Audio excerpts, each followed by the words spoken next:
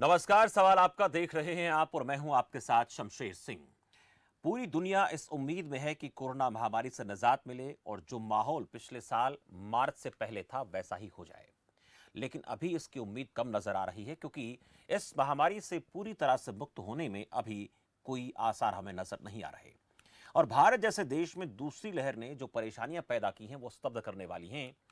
पहली लहर से हम बेहतरी से लड़े, लेकिन दूसरी लहर ने सभी व्यवस्थाओं की पोल खोल दी। पिछले साल जहां लगभग 2.5 महीने के लंबे लॉकडाउन के बाद राहत मिलनी शुरू हुई थी, तो इस बार राज्य सरकारों की तरफ से लगाए गए लॉकडाउन में लगभग 40 दिन बाद लॉकडाउन के नियमों में ढील की जा रही है। लेकिन इस बार बड़ी चुनौती यह है कि हम दूसरी लहर से राहत पाने के लिए अभी भी संघर्ष कर रहे हैं।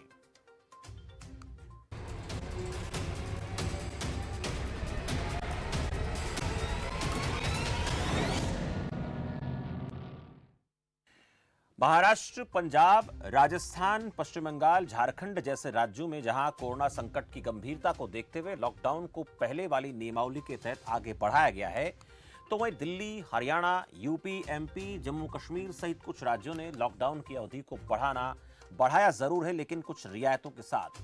अब ये तो तय है कि कोरोना के मामलों में लगातार कमी दर्ज की गई तो धीरे धीरे सभी राज्य अनलॉक की तरफ बढ़ेंगे। लेकिन ये इतना आसान नहीं होगा क्योंकि माना जा रहा है कि कोरोना की तीसरी लहर का कहर भी देखने को मिल सकता है। और चुनौती ये है कि हम वैक्सीनेशन के मामले में पीछे हैं। अस्पताल, ऑक्सीजन, दवाइयां और तमाम सुविधाओं की कमी झेल रहे हैं, लेकिन रोजगार, कारोबार, कामकाज के मामले में भी लॉकडाउन के चलते पिछड़ रहे हैं। इसलिए जहां कोरोना के मामलों में अच्छा खासा कंट्रोल कर लिया गया है, वहां थोड़ी बहुत राहत देने का सिलसिला शुरू किया जाना सही कदम है। लेकिन इसके साथ साथ कुछ सवाल भी हैं जिन पर चर्चा करना बेहद जरूरी है। पहले वो सवाल क्या है, उसके बाद सवाल आपका में आगे बढ़ते हैं। अनलॉक की आहट से कितनी राहत मिलेगी, इस पर बात हम करना जरूरी समझते हैं। और क्या इस राहत से आफत फिर नहीं बढ़ेगी, ये बड़ा सवाल है। अनलॉक के दौरान हमारी जिम्मेदारी कितनी बड़ी होगी जैसे जैसे आगे बढ़ेंगे, और अनलॉक प्रशासन के लिए कितनी बड़ी चुनौती होगा, जो इस वक्त आहट हमें नजर आ रही है, दिख रहा है। नंबर आपकी स्क्रीन पर है। अगर आपके मन में भी इस अनलॉक के प्रोसेस को लेकर कोई सवाल चल रहा है तो आप इस मंच के जरिए सवाल अपना साझा कर सकते हैं। हमारे साथ जो मेहमान जुड़े हैं उन मेहमानों से आप सवाल पूछ सकते हैं। लेकिन यह भी जरूरी है कि जैसे जैसे माहौल ठीक हो वैसे वैसे थोड़ी बहुत रियायतें दिया जाना बेहद जरूरी है, क्योंकि बहुत से लोगों के कामकाज जो हैं वो बाधित हो रहे हैं, रोजगार पर संकट खड़ा हो गया है। लेकिन इसके साथ साथ ये भी सवाल बड़ा महत्वपूर्ण है कि अगर हम कहीं पर कोई चूक कर देंगे तो फिर हमें ऐसा ना हो कि ये हालात फिर से देखने को मिले। इसलिए हमारी भी सावधानी बेहद जरूरी है। तो हमें कितना सावधान रहने की जरूरत है, और ये जो प्रोसेस शुरू किया गया है कुछ राज्यों में धीरे धीरे, हालांकि लॉकडाउन की अवधि को जरूर बढ़ा गया है, लेकिन इसके साथ साथ कुछ रियायतें दी गई हैं, उन रियायतों के ऊपर भी चर्चा करना जरूरी है। मेरे साथ दोनों खास मेहमान जुड़ चुके हैं। मैं परिचय पहले आपका करा देता हूं। डॉक्टर सतवीर चौधरी हैं, पूर्व डीजी हेल्थ डिपार्टमेंट, हरियाणा सरकार। डॉक्टर साहब, बहुत स्वागत है आपका। और अमित खोखर मेरे साथ हैं, सिटी मजिस्ट्रेट हैं कैथल से। अमित खोखर जी, आपका भी बहुत बहुत स्वागत है इस खास चर्चा में, सवाल आपका में। लेकिन सबसे पहले डॉक्टर साहब मैं आपके पास आना चाहूंगा कि ये जो कोरोना संकट को देखते हुए कुछ राज्यों में लॉकडाउन को एज इट इज रख दिया गया है, लेकिन कुछ राज्य ऐसे हैं जहां थोड़ी थोड़ी राहत, हालांकि बहुत ज्यादा नहीं है, लेकिन ये शुरुआत है। इस शुरुआत के बाद आने वाले दिनों में हमें देखने को मिलेगा कि और ज्यादा रियायतें दी जा सकती हैं। लेकिन इस वक्त जो परिस्थितियां जहां जहां पर मामले कम हो रहे हैं, क्या वहां पर इस प्रकार की रियायतें ढील दिया जाना जरूरी हो गया है, जिसको लेकर आज हम बात कर रहे हैं।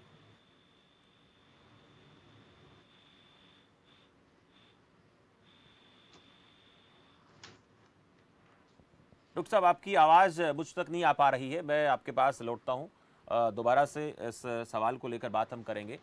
लेकिन ये जो हालात बन रहे हैं उसको लेकर मैं खोखर साहब आपसे बात करूंगा कि अगर ये जो हालात इसी तरह से बनते रहे, धीरे धीरे करके परिस्थितियां कंट्रोल में आती चली गई और अनलॉक की तरफ हम बढ़ेंगे, लेकिन अभी पूरी तरह से कंट्रोल कोरोना नहीं है, तो प्रशासन के सामने कितनी बड़ी चुनौती हो सकती है इस पर काबू पाने में। और चुनौतियां आप लोगों के सामने आती भी हैं, किसी भी प्रकार की व्यवस्था को ठीक करना हो तो ये बड़ी समस्या है। इस समस्या को दूर करने के लिए, इससे निपटने के लिए क्या क्या कदम उठाए जा रहे हैं, और आने वाले दिनों में क्या तैयारियां आप लोगों को करनी पड़ सकती हैं। ओके। खोकर साहब। हेलो। जी अमित जी, सुन पा रहा हूँ आपको। ठीक है, जैसे कि एकदम ये मार्च तक कोरोना फिर भी कंट्रोल में था। अप्रैल और मई में ये जो दूसरी लहर हम हम्म। जिसको बोलते हैं कि दूसरी लहर आई है, जी। उसके बाद सिचुएशन से ये लगी थी एकदम कि आउट ऑफ कंट्रोल हो गई है या हो जाएगी। जी।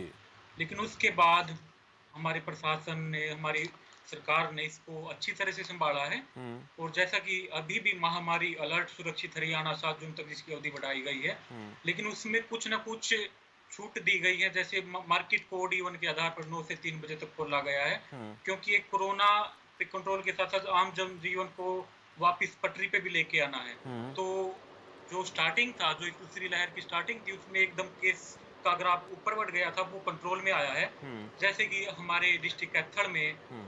पिछले कुछ दिनों से केस का जो पॉजिटिव केस है, उनकी एवरेज डेली दैनिक आधार पर 50 के अराउंड बनी हुई है। हम्म। जो एकदम जो स्टार्टिंग में जो लहर आई थी दूसरी, उसमें 250-300 तक चली गई थी। हम्म। तो उस समय हमारी जो टीम है, हम्म। उन्होंने दिन रात काम किया। इसको दिन रात बोलने का मतलब सिर्फ दिन रात नहीं है, लिटरली दिन रात काम किया है। कई हम्म। ऑफिसर्स तो रात में 3-3 घंटे सोए हैं, बस हम्म। उन्होंने हम्म। 20-20 घंटे काम किया है। जी।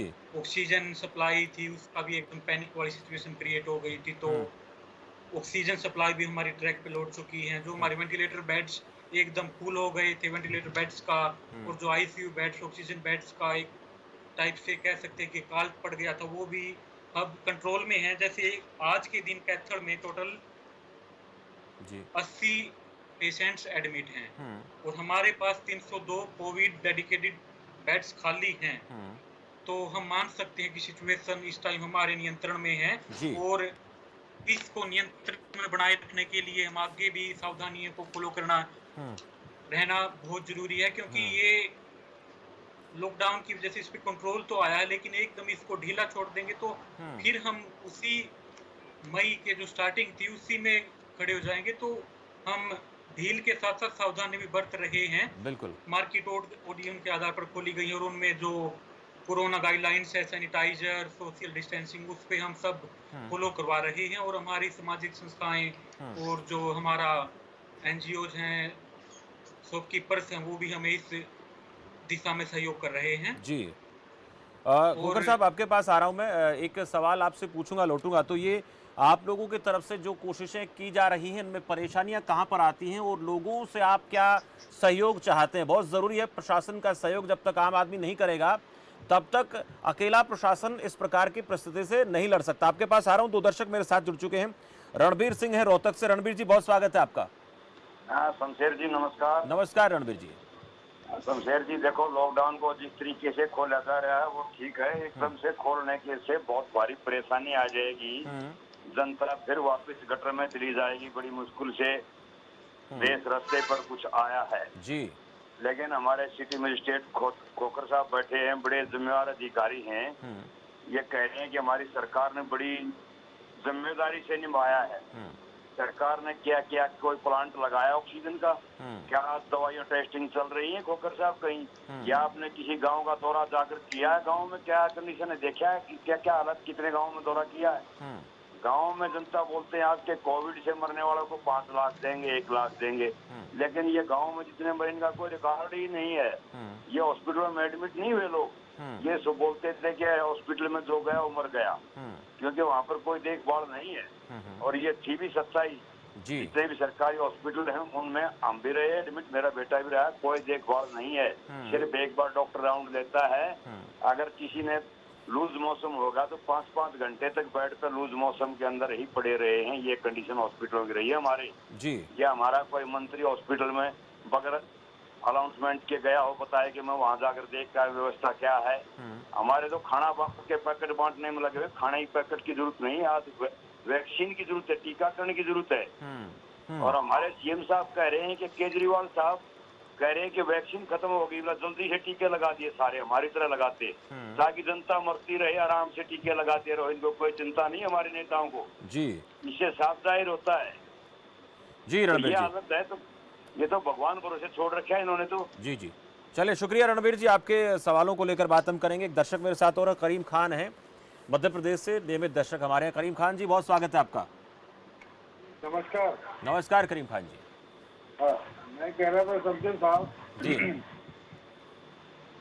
मैं आपका नियमित सुनने वाला हूँ। जी आप कम से कम मेरा सवाल इनसे रख दीजिए। जी। मैं खोगर साहब से और पूर्व डीजी साहब से कहना चाहता हूँ, ये लॉकडाउन बहुत पहले खत्म होता, कोरोना रुक जाता, बशर्ते कि जो इनके गवर्नमेंट के पास में सरकारी संस्थाएं थी, जैसे टीचर थे, कृषि विभाग के लोग थे, ये लोग घर को बैठे हुए थे। इनको अगर क्षेत्र में चारों तरफ नाकेदार के रूप में खड़े कर दिए जाते तो कोरोना रुक जाता और लोगों की जांच हो जाती। जी सरकार से मेरा अनुरोध है कि आपने अनलॉक करके हमको बहुत बड़ी राहत दी है। हमने कुर्बानियां दी हैं। हमने इस समय 2 साल से कुर्बानी दे रहे हैं, मध्यम वर्ग परेशान हो रहा है, लेकिन सरकार को भी चाहिए कि वो भी कुछ कुर्बानी दे, लेकिन जी वो इसके लिए तत्पर नहीं है। जी। करीम खान जी, बहुत शुक्रिया। करीम खान जी, अपनी बात आपने रखी है। खोकर साहब, आपके पास आऊँ उससे पहले डॉक्टर साहब मेरे साथ जुड़ चुके हैं और उनसे बातचीत हम करेंगे। एक सवाल मैं उनसे पूछ रहा था। डॉक्टर साहब, एक चीज़ ये है जानना कि ये जो अनलॉक की प्रक्रिया धीरे धीरे हम देख रहे हैं शुरू हुई है, लेकिन क्या इस वक्त जो परिस्थितियाँ हैं वो इसके लिए बिल्कुल माकूल हैं? और ज़रूरत इस बात की भी हमें ध्यान रखना पड़ेगा कि लोगों का कामकाज, लोगों का जो रोज़गार छिन गया है वो दोबारा पटरी पर लौटे। तो इस वक्त जहाँ जहाँ पर ये ढील दी जा रही है, क्या ये सही कदम है सरकार का?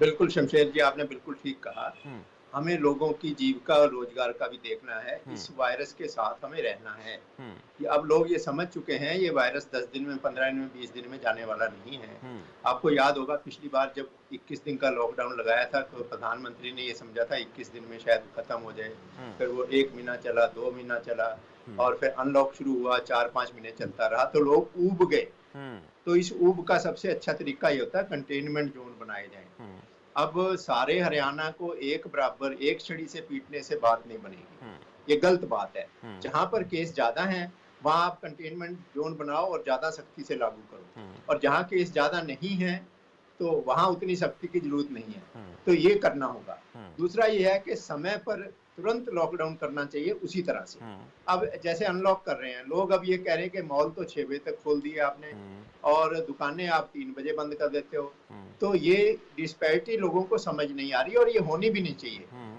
जो छोटा व्यापारी है, आम मजदूर है, रिक्शे वाला है, दिहाड़ीदार है, सरकार को उसकी ज़्यादा सोचनी चाहिए। हुँ, अब एक ऑटो वाला ये कहता है जी हवाई जहाज तो चल रहे हैं, हुँ, ट्रेन चल रही हैं, हमारा ऑटो नहीं चलने देते, गाड़ी वाला निकल जाता है, एक सेक्टर से दूसरे सेक्टर में जाता है, उसको रोक देते हैं हुँ, और हाईवे चल रही है, जीटी रोड चल रही है। इसी प्रकार से आप 144 लगा देते हैं और फॉलो नहीं करते। हुँ, तो जो भी चीज़, जो भी फैसला सरकार लेती है, उसको सीरियसली खुद भी फॉलो करे और लोगों से भी फॉलो करवाए। हुँ, इसी प्रकार मीटिंगें की जाती हैं, मीटिंगों करने की तो ज़रूरत ही नहीं, अफसर तो सारे पढ़े लिखे हैं। हुँ, ये आम आदमी को ठीक है, स्काइप पे या ज़ूम पे वो बात नहीं कर सकता। हुँ, अफसरों ने आपस में बात करनी, ज़ूम से बात करें, वेब कॉल कर लें, जैसे मर्ज़ी करें। फालतू मीटिंगों की कोई ज़रूरत नहीं है। हुँ, अब डिप्टी कमिश्नर ऑफिस में या चीफ सेक्रेटरी ऑफिस में या कोई भी ऐसी चीज़ जो बिना मिले हो सकती है, हुँ, उसको नहीं किया जाना चाहिए। हुँ, मीटिंगें कम से कम की जानी चाहिए। जी, अब अगर ऐसे आप सख्ती लगाओगे तो पहले क्या होता है, पास लेने के लिए लोग लाइनों में जाने शुरू हो जाते हैं। हमारे हुँ, पास भी ये फ़ोन आने शुरू हो जाते हैं जी, डिप्टी कमिश्नर को कहो, सिटी मजिस्ट्रेट को कहो, एसडीएम को कहो जी पास बनवा दे, हमारा वहाँ हुँ, जाना है।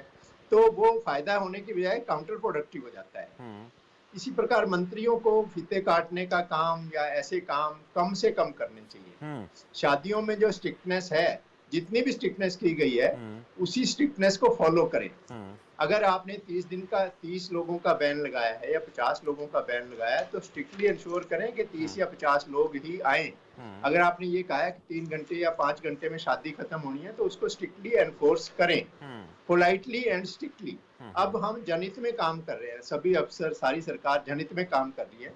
लोगों को ये अच्छी तरह समझाया जाए कि इस चीज में लोगों का फायदा है। हुँ, ये काम तो सरकार का है, हुँ, लेकिन मीडिया ये काम बखूबी कर रहा है।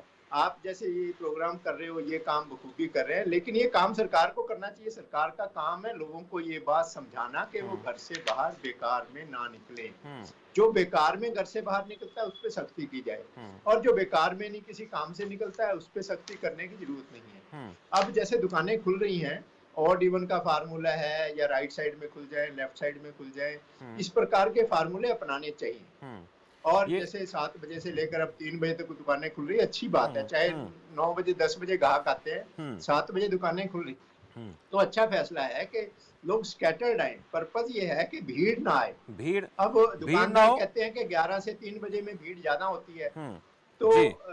भीड़ से पहले के समय में अगर दुकानें खोलने के आदेश दिए गए तो अच्छी बात है। इसी प्रकार फैक्ट्री में, अब फैक्ट्री वाले को अपनी फैक्ट्री की चिंता है, राजनीति वाले को रैलियों की चिंता है, दुकानदार को अपनी चिंता है, दिहाड़ीदार को अपनी चिंता है, सब्जी फड़ी वाले को अपनी चिंता है, लेकिन सरकार को चिंता होनी चाहिए आम आदमी की, बिल्कुल, मजदूर इसमें की। सरकार का काम है कि इसमें बैलेंस बना के सरकार कैसे रखती है, भाई भतीजावाद नजर नहीं आना चाहिए। मेरे साथ 2 दर्शक जुड़ गए डॉक्टर साहब, उनसे एक बार सवाल लेते हैं। क्या कहना? अनिल है अंबाला से। अनिल जी, स्वागत है आपका। हेलो। जी अनिल जी, बोलिए। हाँ जी, नमस्कार सर। नमस्कार जी। मैं अंबाला कैंट से सर जी। जी बोलिए सर। मैं ये कहना चाहता हूँ जी, आपके माध्यम से, आपके फास्ट टीवी के लाइव जो टेलीकास्ट है उनके माध्यम से मैं कहना चाहता हूँ, पिछले दिनों 10 दिनों के अंदर जो महामारी का हंकार मचा हुआ था, तो जो हंकार मचा हुआ था उसमें जितनी भी अपना भारत के राज्य है उनमें जितनी भी सरकारों ने इसको कंट्रोल किया है, मैं तो सभी का, उनका जो उनके काम कार्य किए हैं उनका सभी का मैं एक धन्यवाद करना चाहता हूं कि बहुत अच्छी तरह से उन्होंने अपना इसको अपना कंट्रोल करा है, और इसके भारत सरकार ने भी बहुत अच्छा सहयोग दिया है। वो इस बात है, नहीं तो अहंकार मिटा हुआ था पिछले 10 दिनों से जी। लेकिन जो अब ये अनलॉक की थोड़ी थोड़ी प्रक्रिया है, इस पे सख्ताई रखें जी। और अगर इसमें अनलॉक आने वाले समय में अपना 15 तारीख के बाद आए तो रात का कर्फ्यू है जी, जो उसको सख्ताई से लागू करें जी। और मैं आपके चैनल के माध्यम से एक थोड़ा सा अपने हरियाणा सरकार से एक विनती करना चाहूंगा कि जैसे सभी दुकानें 3 बजे बंद हो जाती हैं, तो कुछ मजदूर दिहाड़ीदार जैसे कि चाउमीन वाले हैं, चाट वाले हैं, जिनका कार्य है, जिनका दिहाड़ी मजदूरों का 6 बजे के बाद काम चालू होता है, उनके लिए भी सरकार गहराई से सोचे, जिनका उनका भी अपना पालन पोषण हो सके, उनका भी अपना रोजमर्रा का खर्चा निकल सके। सरकार को इस और जल्द से जल्द थोड़ा सा सोचना चाहिए, जो 6 से 11 बजे का उनके लिए भी टाइम देना चाहिए। जी अनिल, बहुत शुक्रिया, बहुत शुक्रिया, अपनी बात आपने रखी। संजू कुरुक्षेत्र से एक दर्शक है। संजू जी, स्वागत है आपका। संजू, मेरी आवाज सुन पा रहे हैं आप? चलिए, संपर्क टूट गया। खोखर साहब, एक बहुत से ऐसे सुझाव भी आए हैं और आप लोगों से भी सरकार सुझाव लेती रहती है कि हमें क्या करना चाहिए, क्योंकि आप भी लोगों से मिलते रहते हो, उनसे बहुत डील आप लोगों को करनी पड़ती है, सारा जिम्मा संभालना पड़ता है। कुछ सुझाव आए हैं, उन पर भी बात करेंगे, लेकिन एक चीज़ आपसे मैं जानना चाह रहा था कि जब आप लोग अपने फील्ड में जाकर काम करते हो तो बड़ी चुनौतियाँ आती हैं। किसी को 6 बजे दुकान खुलवाने के लिए चाहिए, किसी को 3 बजे चाहिए, किसी को रात को 10 बजे तक, किसी को सुबह 7 बजे, सबकी अपनी अपनी जो है एक ज़रूरत होती है। तो ऐसे में आप लोग इसको मैनेज कैसे कर पाते हो? और लोगों से मैं सहयोग की अपील इसलिए कर रहा हूँ कि सरकारें जिस स्तर पर काम कर रही हैं वो हम सब देख पा रहे हैं, लेकिन आम आदमी का जो सहयोग है वो प्रशासन को हरियाणा में कैसा मिल रहा है, खासकर अगर आपके जिले की मैं बात करूं तो। खोकर साहब, सुन पा रहे हैं मुझे? सरकार को किसी भी नीति को इम्प्लीमेंट करने के लिए कोई भी स्टेप है, उसके लिए जनता की सहयोग की तो सबसे ज्यादा अपेक्षा है, क्योंकि प्रशासन और सरकार हर जगह नहीं पहुंच सकते। जनता को सहयोग करेगी तभी ही कोई नीति, कोई भी महामारी अलर्ट है, कुछ भी है सरकार की नीति, तभी सफल हो पाएगी। और जैसा डॉक्टर साहब ने कुछ अच्छे सुझाव दिए हैं कि हर मीटिंग को मैनुअल करना, मैन टू फिजिकल मीटिंग की आवश्यकता नहीं है, तो हमने इस दिशा में काफी काम किया। हम मोस्टली अपनी मीटिंग गूगल मीट है, जूम है, माइक्रोसॉफ्ट विंडोज है, उनके माध्यम से ही कंडक्ट कर रहे हैं। और डॉक्टर साहब ने एक और जैसी शिकायत करी है कि ई पास मूवमेंट के लिए लाइन में लगना पड़ता है, तो ई पास मूवमेंट के लिए भी हमने एक सरल पोर्टल बनाया है, उस पे कोई भी जनता, कोई भी नागरिक उस पर अप्लाई कर सकता हो। और कुछ कैटेगरीज में तो ऑटो अप्रूवल है, उनको 5 मिनट के अंदर अप्रूवल मिल जाती है, कुछ के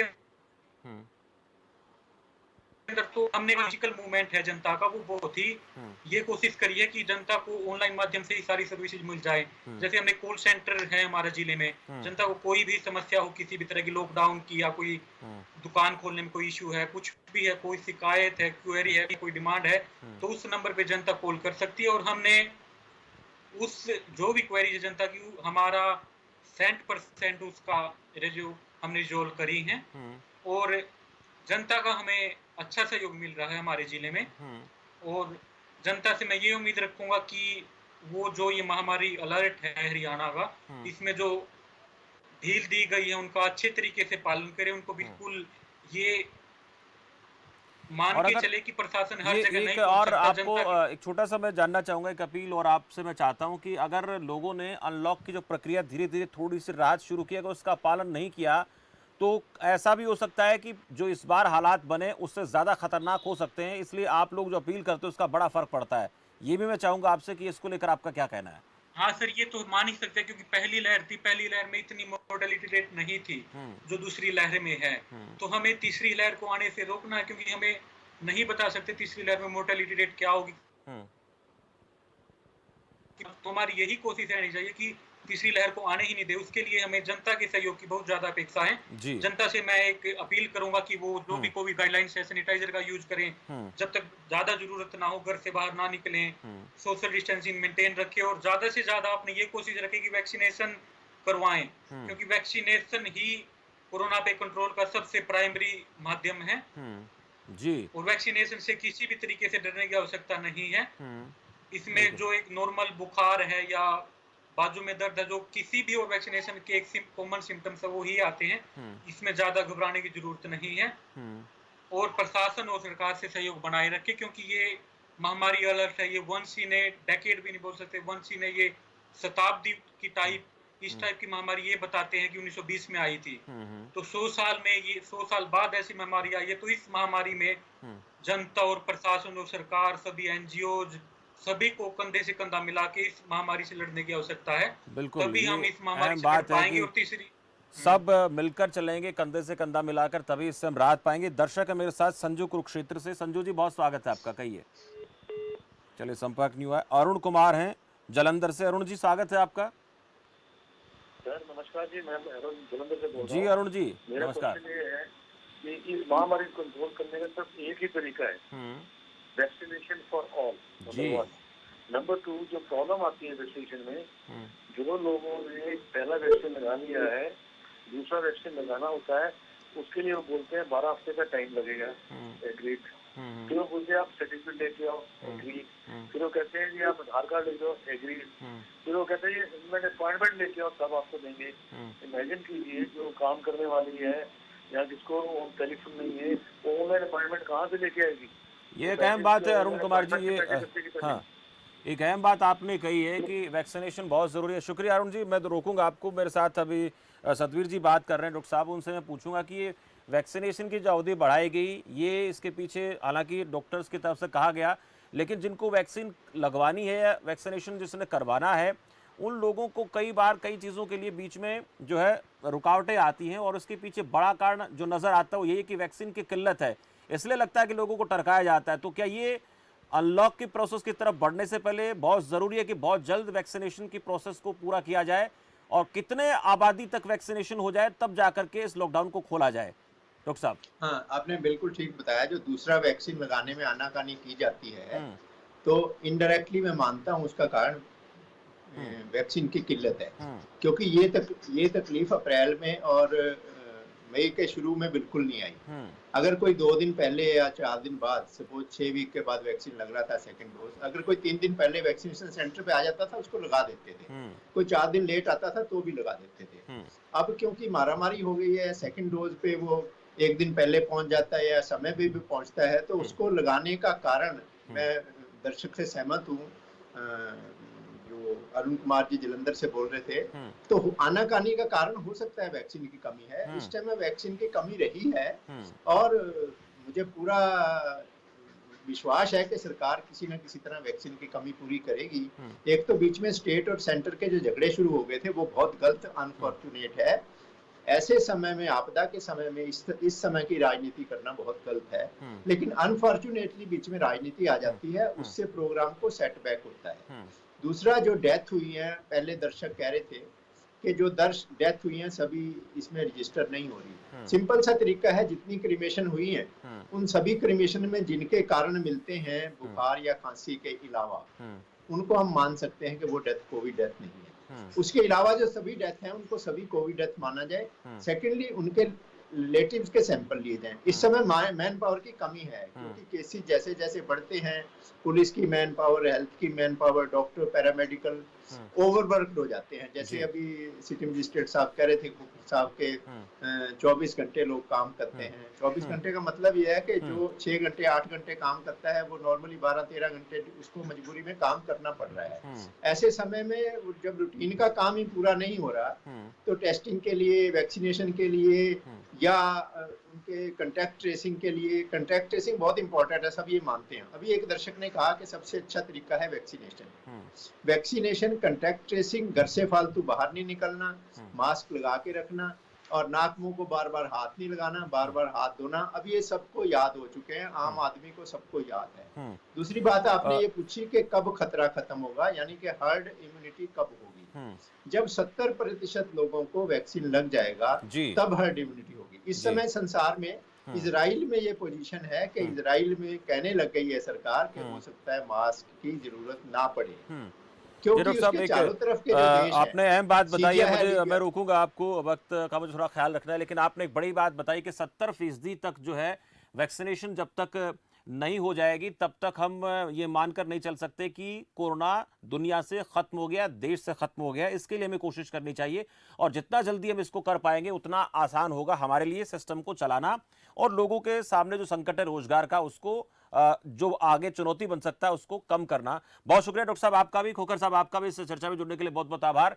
तो ये आज सवाल आपका में हम बात कर रहे थे और इन तमाम मसलों को लेकर, जैसे डॉक्टर साहब ने बताया, खोखर साहब ने बताया, कुछ चुनौतियां हैं, इन चुनौतियों से निपटना भी है, लेकिन तीसरी लहर ना आए इसलिए अनलॉक की प्रोसेस जो धीरे धीरे की जा रही है उसके लिए हम सबको मिलकर काम करना पड़ेगा, नहीं तो घातक परिस्थितियां दूसरी लहर से भी ज्यादा हमारे सामने आ सकती हैं। फिलहाल सवाल आपका में इतना ही, मुझे दीजिए इजाजत और आप देखते रहिए खबर फास्ट। नमस्कार।